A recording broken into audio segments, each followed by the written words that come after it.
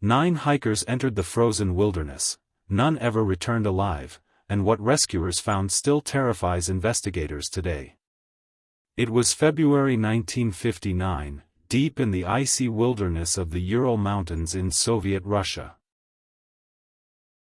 9 experienced hikers from the Ural Polytechnic Institute set out on a trek that should have ended in triumph but instead became one of the most chilling mysteries in modern history.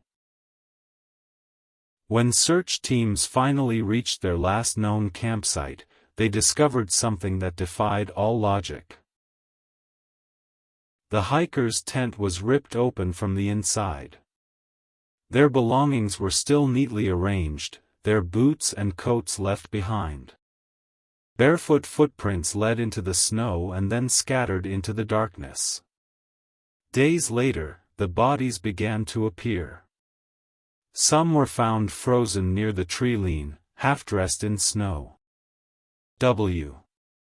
Others lay farther away with injuries no one could explain. One had a fractured skull, another a crushed chest, and one woman was missing her tongue. There were no signs of an avalanche. No signs of a struggle. And no footprints other than their own. For decades, the world has tried to answer. 1. What really happened at Dyatlov Pass? Some say it was a natural disaster, an avalanche or a sudden katabatic windstorm that forced them to flee. But forensic experts noted that the tent wasn't buried, and the bodies weren't found in avalanche patterns. Others believe it was a secret military test that the hikers stumbled into something they were never meant to see. Eyewitnesses later reported strange orange orbs glowing in the sky that same night. Some say it was missile testing. Others whisper it was something not human.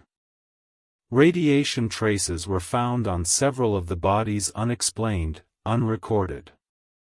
And then there's the behavior. Why tear your way out of a tent in the middle of a blizzard? Why run barefoot in -30 degrees Celsius cold?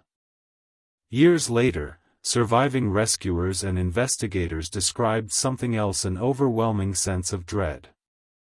They claimed the forest felt alive, that the snow itself was whispering. One rescuer said he'd never seen faces so in fear. Officially, the Soviet government closed the case in 1959, calling it a compelling natural force. But that phrase only deepened the mystery. When new investigations opened decades later, modern scientists suggested a small, delayed slab avalanche could explain some of the injuries. But that doesn't explain the radiation, the missing tongue, or the bright orbs seen in the sky. Even today, locals refuse to go near Dyatlov Pass after dark. They say the mountain keeps what it took. Perhaps the truth is buried forever beneath snow, silence, and fear. But one thing is certain. Whatever happened that night, it wasn't ordinary. Because sometimes, the earth itself remembers. And the wind in the Ural Mountains still carries their screams. Thanks for watching our video, and don't forget to subscribe our YouTube channel.